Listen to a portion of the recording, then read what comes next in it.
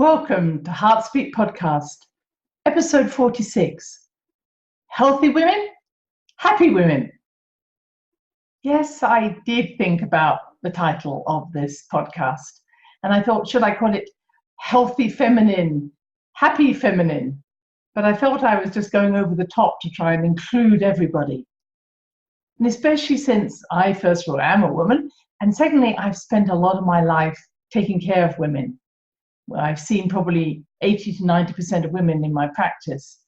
And it's not that I don't love working with men, but I certainly see that when there is health in a woman, especially within a family, that family is healthy.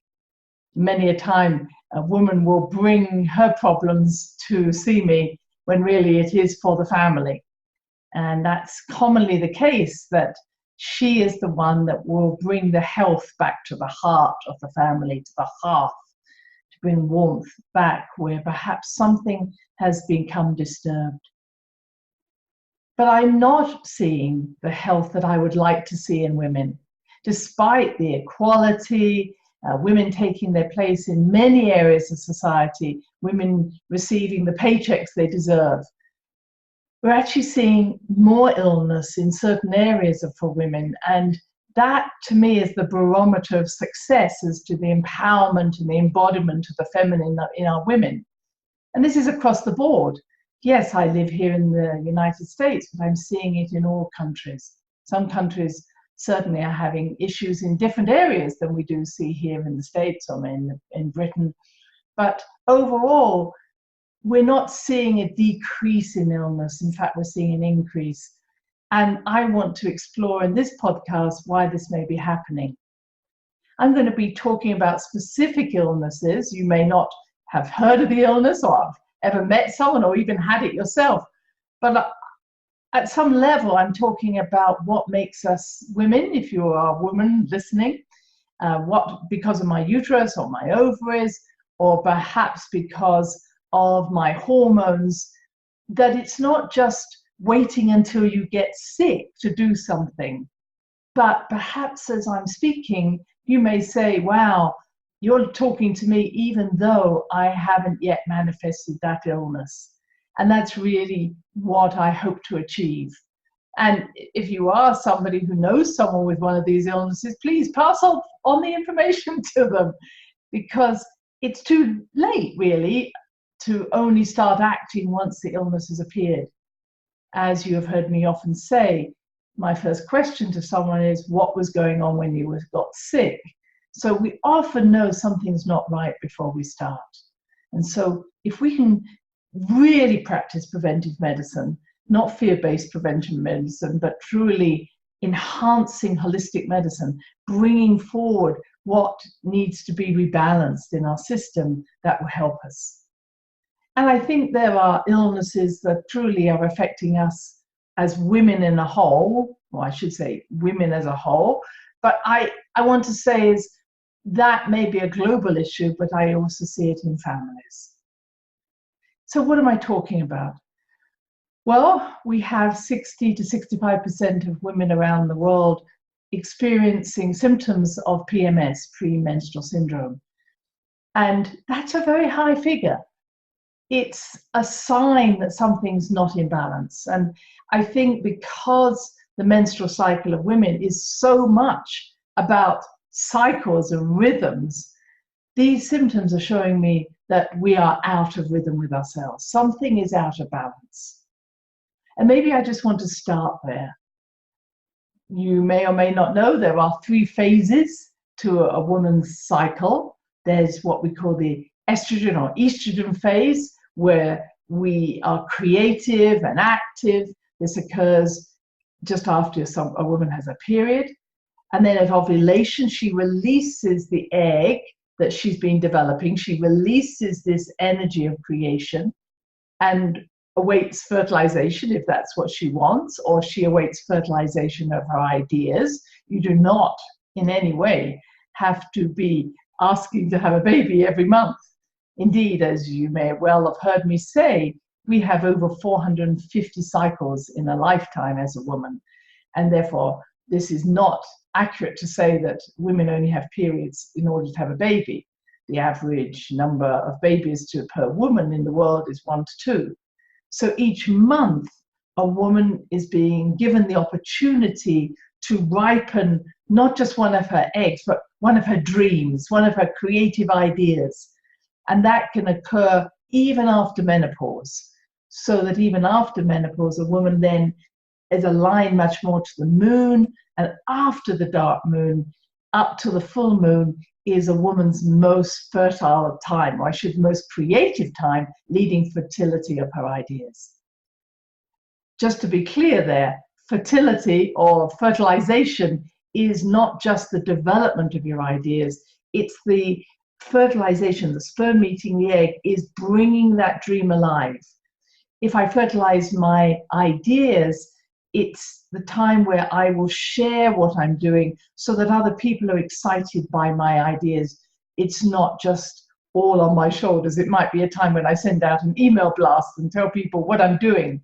So fertilization is a time where we need to network, we need to engage with other people. But just going back to what I was saying, after the period or after the dark moon, if you're postmenopausal, that time between after the dark moon, after your period, until either ovulation or the full moon is the most creative time.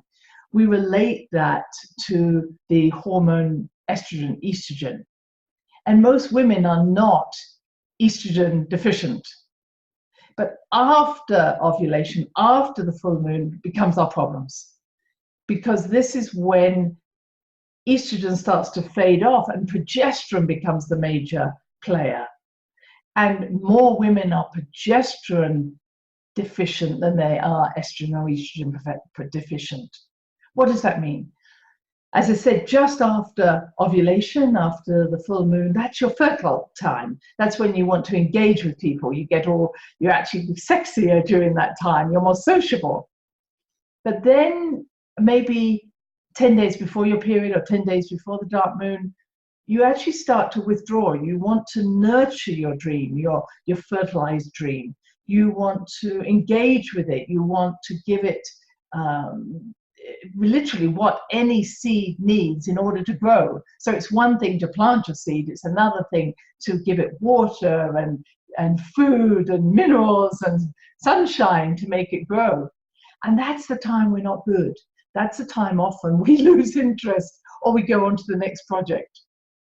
Years ago, I remember planting some beans in my garden. I love having a garden. I love planting my own vegetables. But one day I came back and all the beans had died on the stalks. Literally, they'd grown and then died because I paid far too much attention to the next project. I hadn't paid enough attention to what I'd already planted. And so why am I talking about this in PMS, or even any of us who might get depressed at certain times in the month?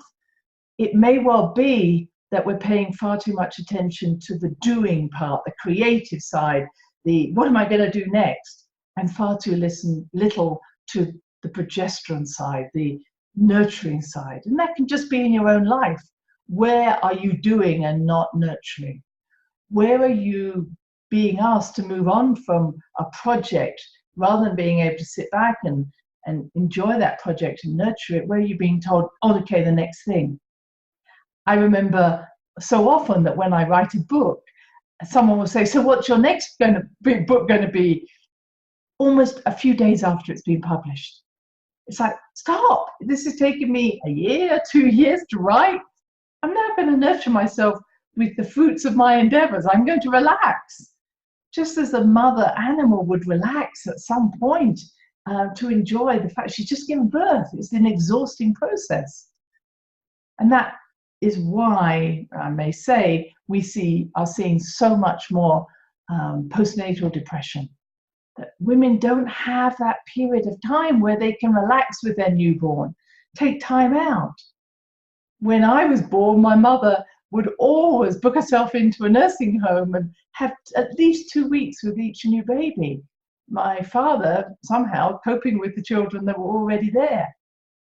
Many, many countries give paternity leave, but that doesn't mean that a woman doesn't need to also have that bonding time.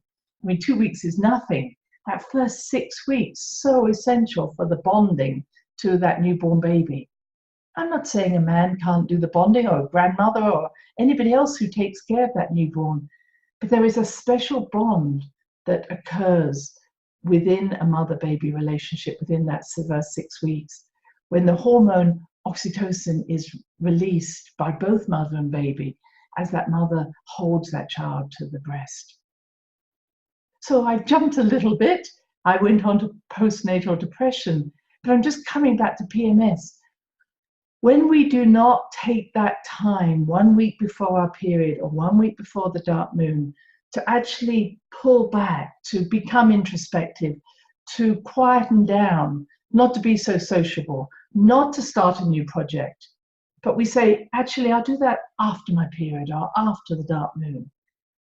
So when we don't take that week to calm down, to look at life, to assess what we're doing, there is far more tendency for the symptoms of PMS, such as bloating, overeating, overindulging, feeling snappish, feeling angry because people are asking you to do things, feeling depressed. We need to get back in touch with rhythms if we are women. We need to understand that as a woman, we are not lined in a 24/7 linear fashion where our moods never change. We do have moods. Many of us understand that. And when we do not honor those moods, we get tired, we get irritable. I would like women definitely to understand that cycle, young women especially. And it's not to say don't work, it's just recognize that week before your period is a time to, as I say, become quieter, more introspective, not so sociable, and perhaps put off doing or starting something until after your period.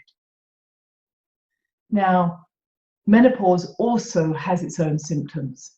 I think many women only see menopause as that time, their last period, that's it. No, we have a perimenopause.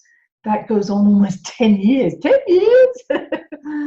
And it starts somewhere around 46, 47, goes on to 56.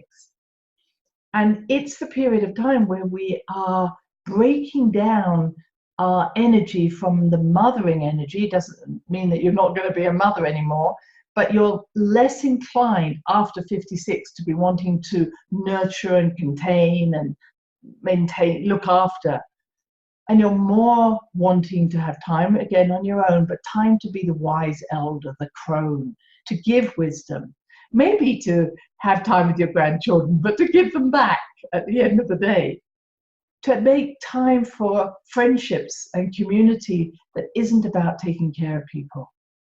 So that 10-year cycle between 46, 56 is a really important time for women to realize that around 46, you are at your highest success. You basically should have achieved a sense of self-confidence. It doesn't mean you're never going to be successful again, but much more about, wow, look what I've done. I'm feeling really good about myself.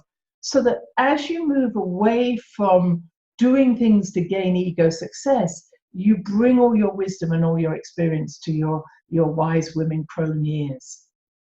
But again, we're not taught to do this. So many times in that menopausal phase or that perimenopausal phase, we're still struggling to achieve. We have a lot of shoulds on us, or musts on us. I've got to keep going. I've got to do this. Or not feeling good about yourself. And many of the symptoms, and there's almost 80% of women have perimenopausal symptoms. Many of the symptoms are trying to calm us down. So when we have hot flushes or hot flashes, it's actually the parasympathetic nervous system, the relaxation nervous system that's going, calm down. We're going to be okay. Let's just relax. And actually the flushing or the heat is actually our body trying to get rid of excess heat that we've carried due to adrenal overcharge, adrenal stress. So if you're someone who's rushing around and hyperactive and always on the go and multitasking in many areas, and you've reached 46 and 47, you may hit a wall because you realize that I can't do it anymore, I'm exhausted. And truly your body is saying, yes, and this is my message to you. Calm down, cool down. It's not uncommon for women to have restless nights, sleepless nights, waking around 3 a.m. But it's also not uncommon for women in their menopause to wake up with an anxiety, even a depression, a feeling of dread, because all that anxiety has got to go somewhere. And so it's almost like a train has come to a stop, but all the carriages are bumping into the train. It's as if everything now needs to be calmed down. And I would only advise anybody who's in their mid-40s, even early 40s, to start to find ways to relax. Start to find ways to calm down. Because after menopause, or after your periods stop, your estrogen no longer comes from the ovaries as much, but comes from the adrenal glands. And if your adrenal glands are already exhausted, then you're going to have more menopausal problems. Of course, there's one other place you can always achieve some estrogen, and that is from your fat, which is why we often put on weight or fat around the time of menopause, because this is now a new source of estrogen. So I hope you're starting to see that rhythm is an important part of women. And when we take the pill, or we have an injection to stop our periods, or to flatline basically all our hormones, we're running into real problems. And to me, this is one of the reasons why we're seeing also so many women needing antidepressants or anti-anxiety tablets, because if you flatline the system like that, you're no longer getting the highs and the lows. You're literally finding that your body is fighting these hormones. Now, am I saying you shouldn't take the pill? No, I understand this to be a really good cause or way of actually preventing pregnancy if we choose to do that. But don't think that it doesn't have side effects. And we often look at the side effects from let's say, a cancerian, is someone going to get cancer? But that really is not the only problem. The problem is, how does it affect our moods? How does it affect what's going on inside us? So taking or giving a young woman a pill or injections to stop her cycle is really very detrimental to her on so many levels, and we're really not recognizing that. So let's look at some of the other things that are happening. Fibroids, you may have heard of those. Fibroids are benign tumors of the uterus. They're very common. Many women have them, never have problems with them. Other women, the fibroids get larger and larger and then start to give symptoms, which may even be a bloating, may affect the bladder, but may affect having periods, etc., etc. And fibroids can get very large, almost the size of a baby. And when I meet a woman who has fibroids, I ask her this question: who takes care of you? And often she will start to cry, because what she says is, I'm there for everybody else, but nobody's there for me. But when I dig deeper, I ask, who do you trust? Who do you nest into? And she'll say, oh, I don't trust anyone. I've been betrayed, maybe. I've been let down. So often these women with a fibroid are really good at taking care of everybody else, but do not allow others to take care of them. Does this ring bells with any of you? Are you better at giving than you are receiving? I think it's very common, especially if any of you, like me, are in the health professions or the healing professions. Nobody's going to come and ask us, how are you getting on in life? We can hide behind taking care of others. So it's always wise to look at, what fears do I have of becoming incapacitated, disabled, needy of others? What fear do I have? And I remember a lady with a very large fibroid coming to see me, and this fibroid was now having detrimental effects on her bladder, on her rectum, her ability to have a stool, and she also was feeling really uncomfortable because the bleeding was happening. And I said, well, why don't you just have this fibroid taken out? And she said, because in the past she'd had an operation and nobody had been there for her. And so what we did is we set up a calendar before she had the operation and said, okay, I'm going to visit this friend for this week, and this friend for this week, and this friend for this. And she did it. And she found that people not only were willing to take her in, they were happy to. They wanted to help her. And in fact, had been waiting for that opportunity. So how easy is it for you to let people in?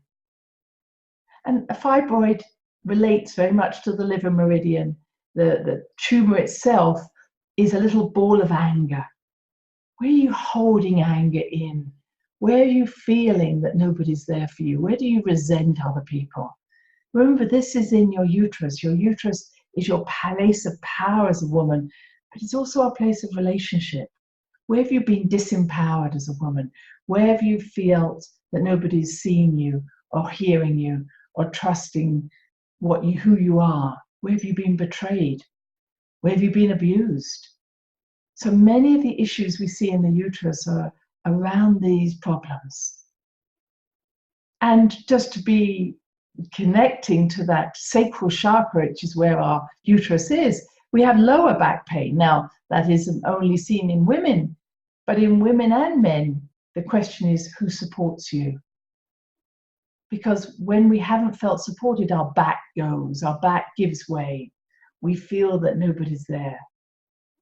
But as I always say, people with lower back problems are usually the worst people to try and help. They're a pain in the back to help because they have high expectations of other people and nobody does it well enough.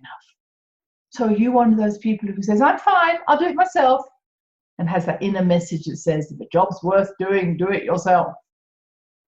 And why do you do that? Is it because you've trusted someone else to do something and they let you down, or they didn't do it the way you wanted? Or maybe you think there's a debt involved. If I allow this person to help me, maybe they're going to come back and ask me something back. Why don't you feel trusting of others? And that trusting, you can't just start trusting others. You can't just say, oh, today I'm going to trust. Trust to me has a lot to do with truth. Have you been let down because someone lied to you? And have you therefore even lied to yourself? Sometimes we don't want to hear the truth. We don't want to know what's true.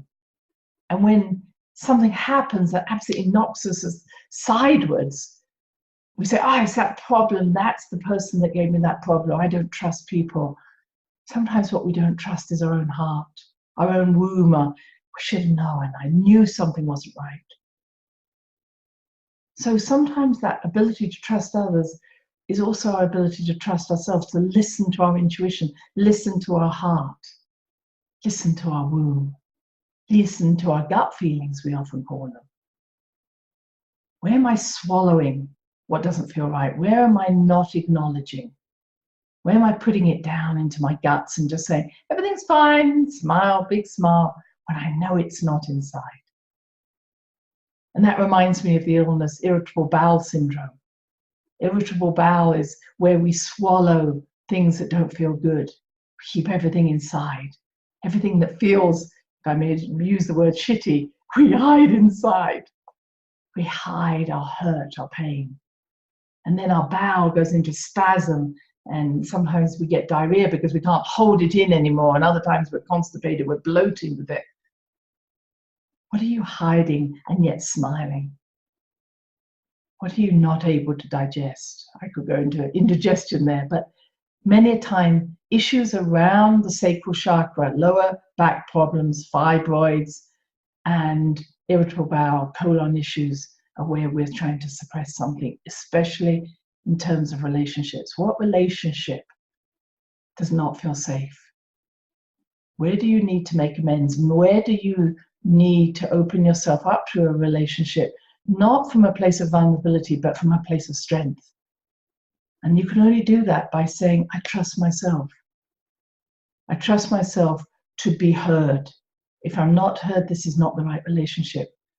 I trust myself to listen to my heart, to know what's going on. I trust myself to feel safe if I'm honest in a relationship. If I don't feel I can share my truth, probably not the right relationship.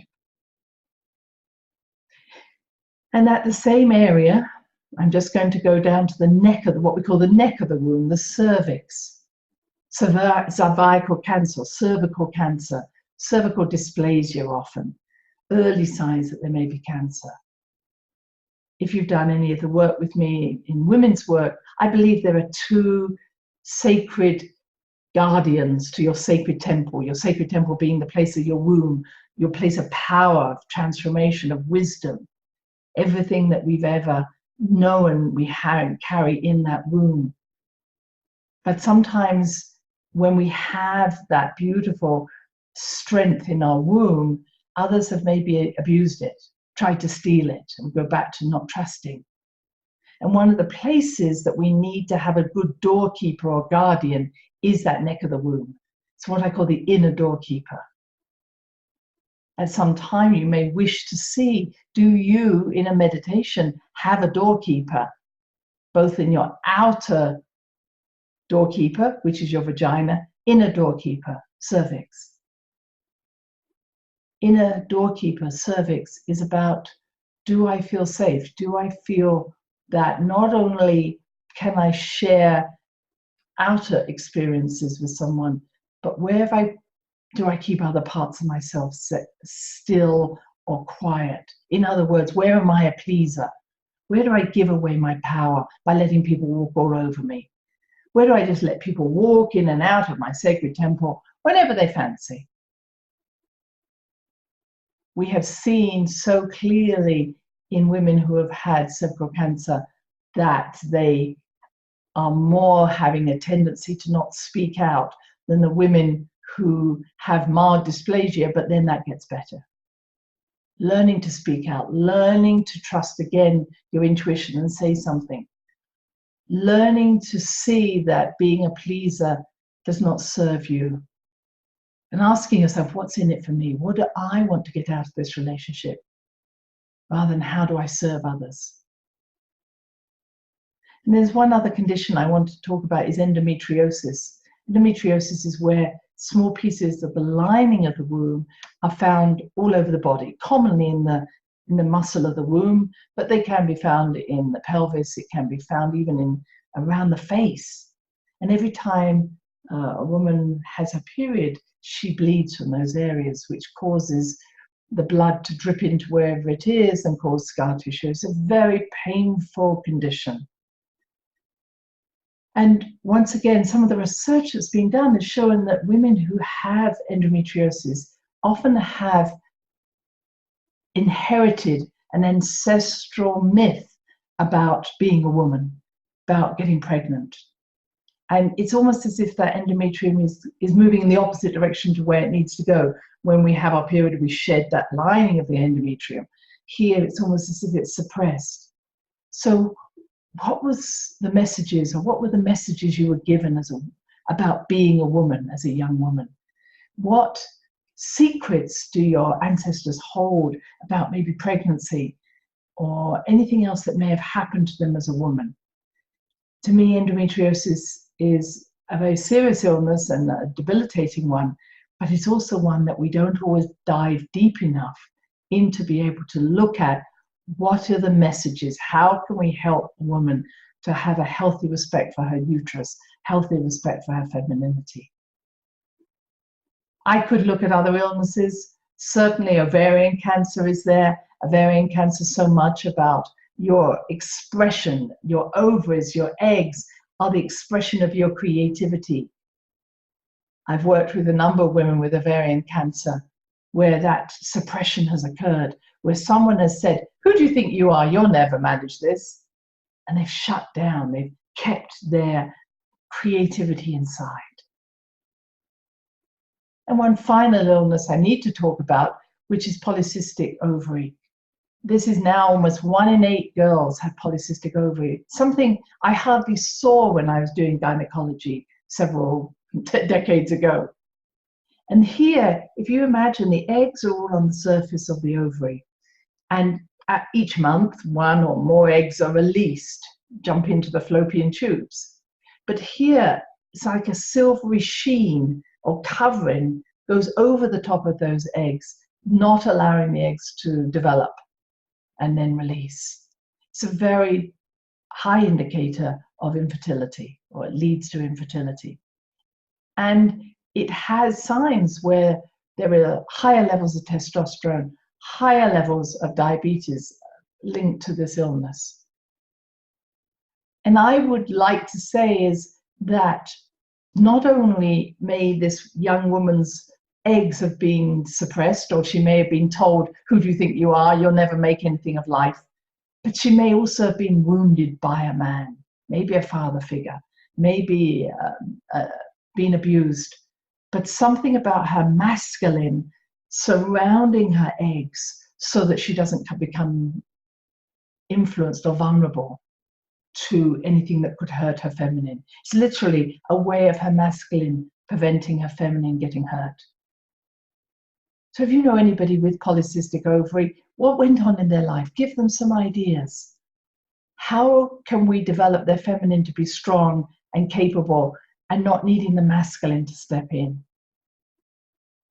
And this is really an important thing for me to say at this point, is that even though I'm seeing women become stronger and stronger on different platforms, leaders of a business, achieving so much, much of that has been done at the cost of their feminine. It makes me laugh. If I want to laugh, I could cry, is to see that the suppression that we saw for 3,500 years by the patriarchy on the feminine is now continuing. But now it's not men who are putting women down, it's our own masculine that is suppressing our feminine. It is women's masculine suppressing other women's feminine. And so our feminine is just as weak, just as suppressed, yet it's now by our own masculine. And polycystic ovary is one of those illnesses where I'm seeing that happening. So where is your masculine becoming too strong? Maybe you're listening to messages like run like a girl, or fight like a girl, or lean forward and be like a man. And yet these are messages from our masculine, and our feminine is just as beautiful, just as powerful, if we could just back down a little bit and allow that feminine to come through. What could be our masculine? It's not just our physical strength, it's also our intellectual strength. The more we think, the more we analyze, the more we use our brains to make us functional, the less we're going to listen to our intuition. The more we defend ourselves, the more we attack others, the less we're going to use the power of the feminine, which says, I am strong. Stop that immediately. I don't know if you know just how powerful you are as a woman. When we tap into that root chakra that I've spoken about before, when we tap into the dragon energy within the earth, and we draw it up into our womb, and we fill our womb with this golden power, and speak from this place, we will be heard. And when we draw that up through our body, our whole body glows with that power. That yes is physical, but it's more a sense of magnetic energy, of wholeness. We are connected to everything. We are love. And maybe that's a good point for me to just pass into the next subject, which is the increase in heart disease. 1 in 5 deaths now come from heart disease in women, the highest killer. When I was a young doctor, we never saw heart disease in women before the menopause. We thought it was to do with their hormones. It isn't. We now have young women in their 20s having heart attacks. And why is this? Because heart disease is so much about feeling that you're in a cul-de-sac. You can't get out, you're trapped. And in 20 or 30 years ago, when I used to ask a woman what she wants to do with her life, she would tell me of a range of things and how she would move from thing to thing. And I would hear from the men, well, what do you want to do with your life? And they went, oh, I can't because I have a mortgage, I have a pension, I have children to put through college, etc. Now, what do I hear? I hear women telling me the same thing. I can't do whatever I like. I am a single parent family. I have a mortgage. I have a pension to achieve. I had children to put through college. Women are feeling as trapped as men did 20 or 30 years ago. And worse than that, one of the features of heart disease is loneliness. And you can be lonely in a crowd. And so many women are lonely. They haven't got the friends. Yes, they may text their friends. Yes, they may go for a drink. But now women are competing with each other. So you'll only share those things that don't show you as vulnerable. Who do you share with your vulnerability? Who do you share with your concerns at that level? Having friends who can hear you women friends are essential. Or having men friends who will hear you just as good. So maybe now I'd like to just talk about one or two other illnesses before I complete. Breast cancer can occur in men or women. Breast cancer is still on the increase. It hasn't gone away. You may know someone with breast cancer. You may have had it yourself, like I did. Breast cancer is very much an issue around being able to share how you feel, to be loving of yourself. And what I learned when I developed breast cancer, it wasn't that I didn't care for myself in terms of having massages or doing those things, but I'd lost the self that needed caring.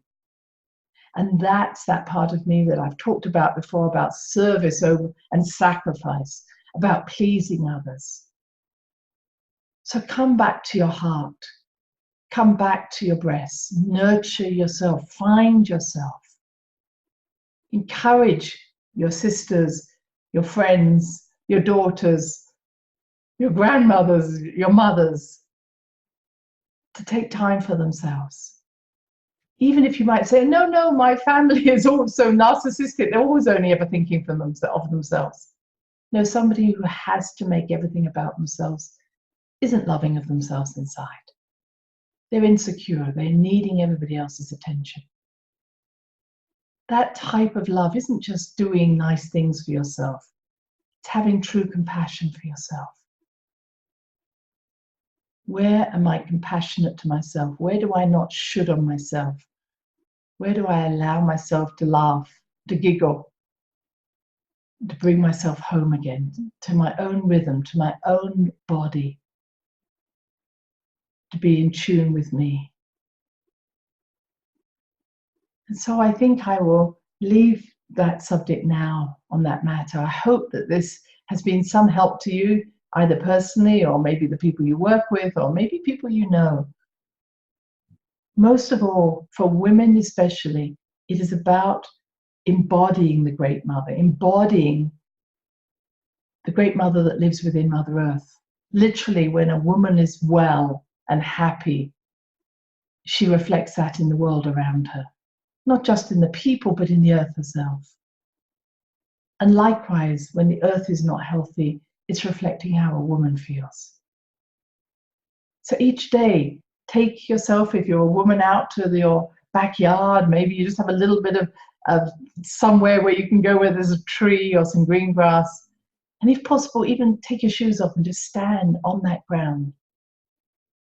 And you don't have to do anything else but just allow yourself to know that you and the earth are one. If you want, you can send those roots into the ground. But most important, bring that energy up into your body, into your sacral chakra, your womb, into your heart, into your crown chakra. Know that this is what makes you a happy woman in rhythm, a woman in beauty, a woman in her power, a woman who speaks from her womb, and a woman who is seen and known for who she is. And with that, I send you much love from my heart to yours. Until next time. Goodbye. Thanks for listening to the Heart Speak podcast with Dr. Christine Page. Remember to check out other episodes in the podcast archive section on www.christinepage.com. And do share with friends, family, and colleagues. Join us next time for another edition of Heart Speak.